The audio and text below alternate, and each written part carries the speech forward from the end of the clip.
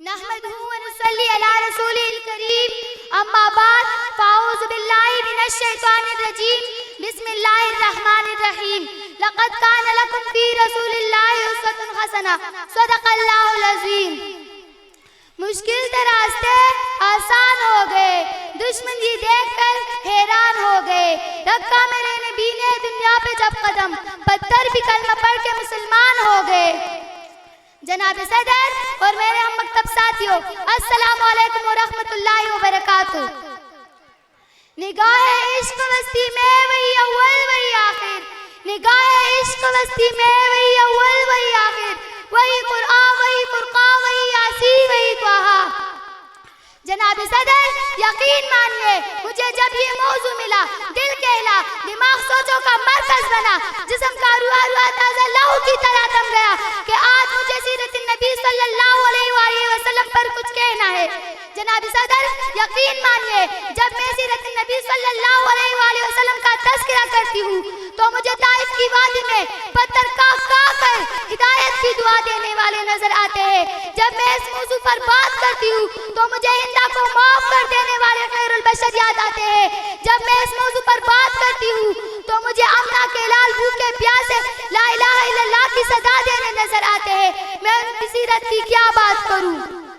ان نبیوں میں رحمت لقب پانے والے, ان نبیوں میں رحمت لقب پانے والے, مرادیں غریبوں کی بر لانے والے, مصیبت میں غیروں کے کام آنے والے, وہ اپنے پرائے کے غم کھانے والے. جناب صدر یقین مانیے آج کے دنیا والے کسی کی دیانت پر ناز کرتے ہیں تو کسی کی خوبصورتی کی بات کرتے ہیں, کسی کی امانت پر ناز کرتے ہیں تو کسی کی سخاوت کی بات کرتے ہیں. تو میں اس نبی پر کیوں ناز نہ کروں جس میں یہ ساری خصوصیات پائی جاتی ہے. جناب صدر میرے نبی کے اندر صداقت تھی جس سے ابوبکر صدیق بن گئے, میرے نبی کے اندر عدالت تھی جس سے عمر فاروق اعظم بن گئے, میرے نبی کے اندر سخاوت تھی جس سے عثمان غنی بن گئے, میرے نبی کے اندر شجاعت تھی جس سے علی شیر خدا بن گئے. شاعر کہتا ہے زندگی بیت گئے اور قلم ٹوٹ گئے, زندگی بیت گئی اور قلم ٹوٹ گئے, تیرے اوصاف کا ایک باب بھی پورا نہ ہو سکا. جناب صدر یقین مانیے جس کے دل میں نبی سے محبت نہیں, الفت نہیں, جذبہ نہیں, ایسے دل والے انسان فاسق تو ہو سکتا ہے, فاجر تو ہو سکتا ہے, منافق تو ہو سکتا ہے, کافر تو ہو سکتا ہے, پر ایسے دل والے انسان مومن اور مسلمان نہیں ہو سکتا. آج اس رسول کے بڑے بڑے دعوے کرنے والے گستاخ رسول کا ساتھ دینے نظر آتے ہیں. میرے ساتھیوں میں یہاں یہ کہنا بھی ضروری سمجھتی ہوں کہ اس رسول سے محبت ہی نہیں کہ ایک بڑا سا چراغا کر لوں یا جھوم جھوم کر نعتیں پڑھ لوں یا تقریریں کر لوں.